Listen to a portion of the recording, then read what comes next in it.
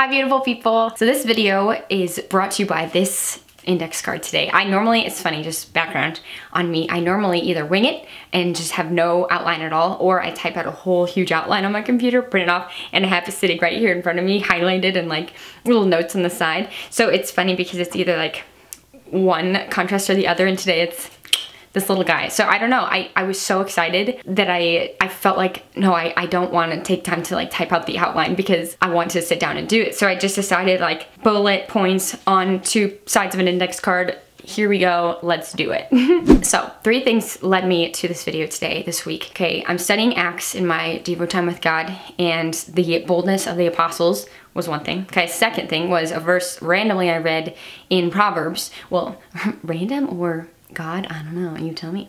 Was that a verse in Proverbs that I'll talk about later. And then third was a trailer for a Taylor Swift documentary that you maybe saw, maybe you didn't, maybe you've watched the whole thing already. Like, I didn't even realize, but I think now the whole thing is on Netflix, the whole thing you can watch. But all I saw this week was the trailer. So those 3 things combined were what got me here. And I was like, fired up talking to people about this because I was like, this is my idea, man, I'm so excited about this, I'm so passionate about this, and I'm gonna go off a little bit at the end, but I just love when I feel that fire and I'm like, God, I can see you, I see this, connecting the dots to this, connecting the dots to this, and here's the end result is this video. So I'm a little pumped up.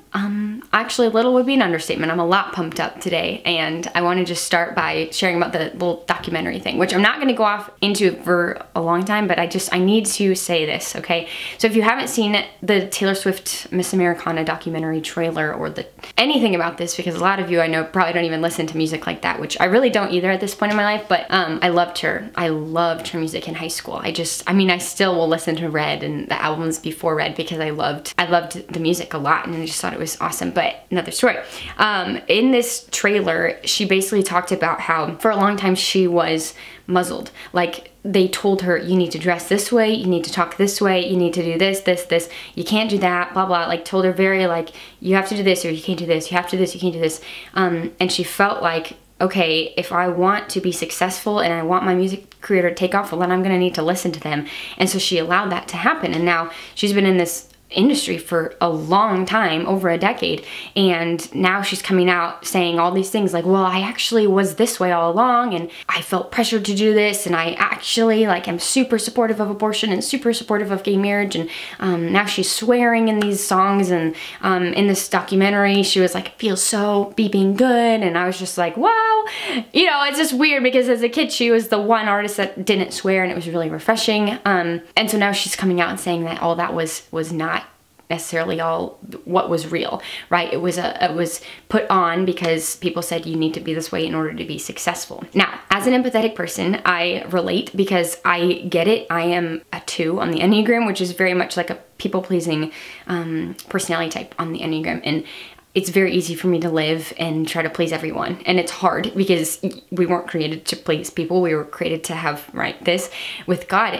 And I get it. Like, if I was her, I'm sure it would have been extremely difficult to kind of fight with your conscience. Like, okay, they're telling me to be this way, but I'm this way, but I want to be successful, so which do I do? And she ended up choosing the route of people pleasing, and then living in fear of man, and fear of what other people were going to think and say and whatnot about how she dressed, how she talked, how she did everything, right? And I get that because I know it is true, because I'm not gonna give it a lot of details because I promised her I wouldn't, but one of my best friends, I mean, she lived that. Like, she wasn't in the music industry, she was in the acting industry, but she lived it, where people would say like, you know, if you, I almost said, you know, girl, I'm not gonna give away any names or anything, but if you want to be successful, then you need to take your top off for this shot. If you want to be successful, you need to do this with the director. Like, all of that, sleeping with the director, if you've ever heard anything about that, that is true. And I have seen, you know, and heard the stories from someone who lived that life, and she said no. That's the thing, is she's so solid here with God that she had the boldness to say, no, I'm not gonna do that, and I am gonna stick with my convictions, I'm gonna stick with my conscience, and I'm not going to go against that. And that takes guts. That took a lot of guts for her. And, you know, look at her now. She feels like she can look back at that time in her life when she was acting and say like, yeah, I don't have any regrets because I didn't take my top off. I didn't compromise my morals by sleeping with the director or anything, even though she was told by a lot of people that she needed to do that. She needed to change to be successful or whatnot. She stuck with her guns, and you know, now she's a very, very happy, content person and doesn't look back with regrets on that, because guess what? She didn't live with the fear of man and let that control her. She allowed the fear of God to dictate her actions and her thoughts and her, the way she dressed and spoke and everything like that. And that's the difference here, right? And like I said, I am empathetic toward Taylor, and I'm not just saying, oh, this is Taylor, she's a horrible person. It's like, no, I totally relate to what she's saying, because I get it. I'm a people pleaser myself, and it's very easy to want to live that way. But she did choose to let what other people thought dictate her life, the fear of man. And there's a verse in, and I'll get my Bible, it's on the floor real quick. There's a verse in Proverbs about how the fear of man cripples you. Like it's like a snare. Let me read it to make sure I quote it perfectly. So this is Proverbs 29, verse 25. Fear of man will prove to be a snare, but whoever trusts in the Lord is kept safe.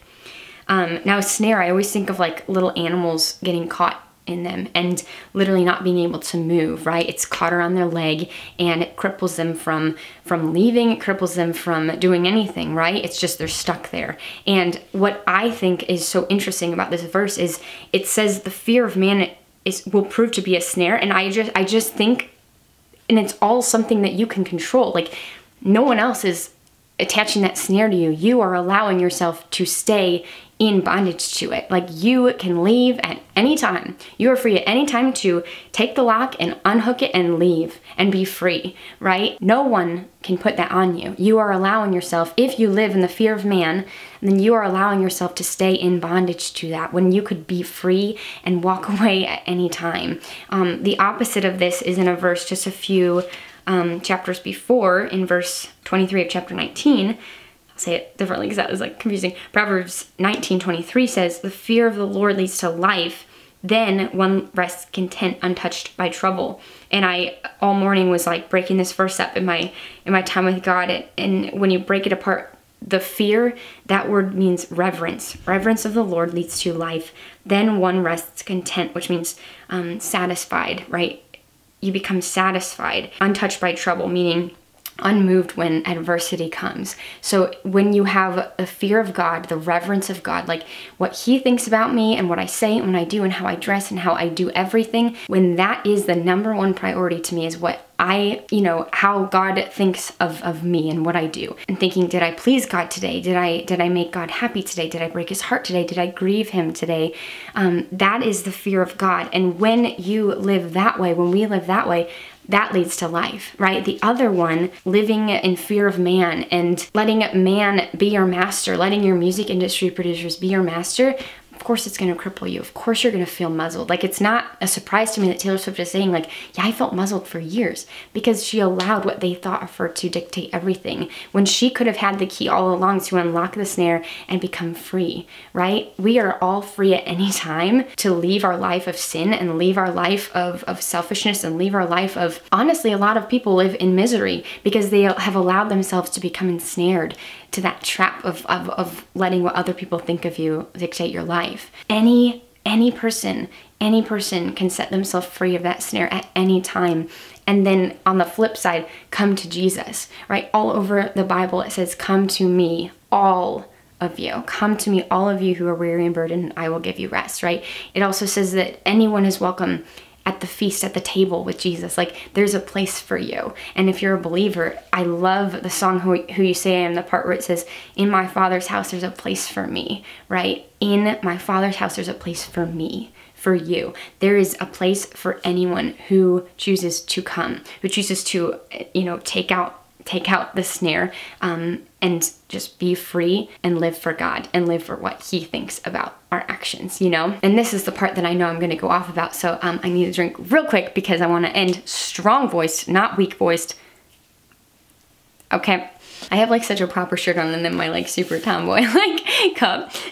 There's two sides of me, if you don't know. I'm very like pink, but I'm also very like outdoorsy, hiking in Colorado. So it's just funny. But anyway, what I think about this whole thing, and it's not just the Taylor Swift documentary. I seriously want to make that clear. It's like, that's just the example that I had this week to kind of talk about because it was something very relevant and recent that I saw and heard about. So anyway, it's not just like, oh, Taylor Swift, you're a horrible person. I already said this earlier, but it's just repeating it, okay? Because I mean it, and I want you to know that it's not just her. She's not the bad guy, right? I'm frustrated because when you go to the comments of the trailer, everyone's like, oh my goodness, you're being so vulnerable and you're being so brave. Now that you are talking about abortion and how you're pro-abortion, and now that you're talking about gay marriage and how you're pro-gay marriage, and now that you're swearing like, oh, you're free, like, oh my goodness, you're so brave and heroic and courageous. I want to argue that it's the opposite, right? Like, all over social media, if you only saw social media and you had no contact with the outside world besides Facebook and Instagram and Twitter especially, you would think that everyone was pro-choice, and you would think that everyone supported gay marriage, and you would think that everyone swears and everyone parties and everyone does all of those things that, you know, are counter against what the Bible says, right? Or are the opposite of what the biblical values that we talk about here on my channel all the time. Like, you would think that everyone supported all of those things, right? So I don't think that it's necessarily brave or courageous or heroic at all for her to support abortion now, right? It is very heroic, and this is my argument, okay? It's very heroic for people to come out and say that they're pro-life on social media. It's very heroic whenever I see like Lila Rose, who is a huge advocate for just loving women who have had abortions, or also just, you know, loving the children who are in the womb. Like, she's all about that, and she does it in such a graceful way. She's such a leader in the pro-life movement, but that takes courage. And I see her get up and speak, and I'm like, that is the bravery and the courage and the love. And she preaches it in such just like truth. Like, that's the kind of boldness that the apostles had in the Bible. And that is the kind of boldness that I think is truly, that's bravery. That's courage. It's not courageous to say that you support swearing and like, sorry, but that's normal. And I wish that it wasn't, but that's what a lot of people do. It's brave when people, I think, choose not to swear. Like, people used to make fun of me because I don't swear. And it's like, sorry that I'm not living like everybody else. Sorry that I'm trying not to conform to the patterns of this world. Sorry I'm trying to please God and not please you.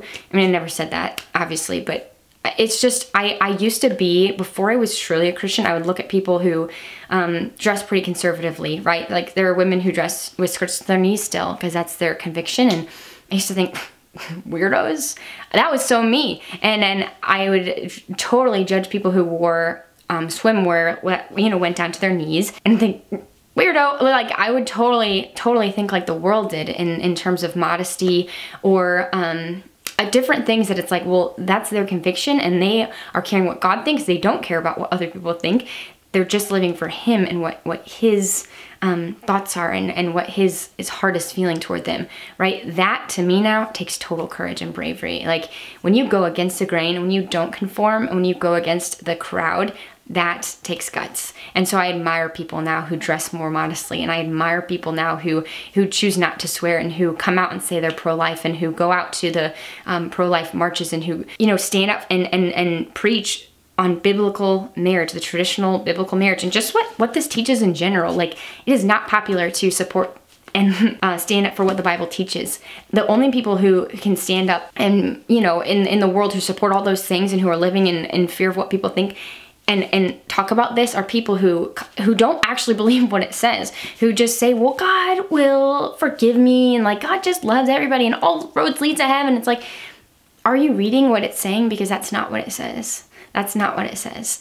And if you actually took the time and opened it, right, that verse about how this book will convict you and will divide your heart's joints and marrow, or whatever it says, like, when you open it up, like, you are opening yourself up to the fact that we have sin, and we're going to get convicted by God when you read it. Like, you're going to change. You're going to become more reverent to God. You're going to become more aware of your sin and God's holiness, right? You're going to be like, oh my goodness, I'm so sinful. The more you read this, and the more you read it, you're going to find out, wow, he is so perfect and so holy and so good. So that's my rant for the day. That's my spiel for the day. And I want to reiterate what I said about how anyone is free to leave at any time from the snare that we put on ourselves of being fearful of what other people think. Like, you can leave at any time, and you can come to Jesus at any time. Like, He is inviting you, he's calling you, like there's a place for you at the table with him. He wants to commune with you and have a relationship with you. That's what that means, like have fellowship and just spend time with you and love you. And he wants to set you free from worrying about what other people think all the time and just live a life in complete freedom. Like another line from Who You Say I Am is, who the Son sets free, he is free indeed. Like once you are free for good. No one can touch you. Like Satan cannot have a hold on you, and that is it. That is the end. That's the end of the story. So done. And cut. That's it for the day. But that's my spiel. I hope you know by now that I love you, and that's why I do this. I wish that I could film more, and all week I'm like, oh, I want to make a video about that. Oh, I want to share that, because there's these verses that I'm like, oh, that's so good, and I want to share about this. But life is just, it's hard as a teacher full time, and you know, going home and doing all the other things that I have to do. It's like Saturday's like my day to sit down and film, or Sunday to edit or whatnot. Like I try on the weekends to still invest in this platform, and or just website. I don't know what you want to call it.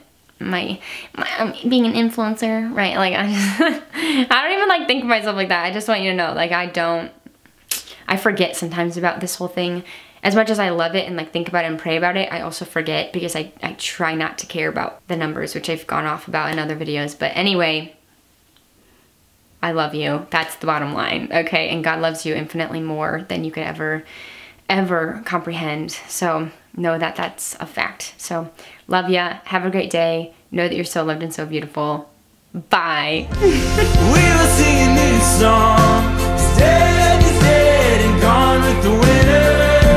We will sing a new song. Let hallelujahs flow like a river. Bye.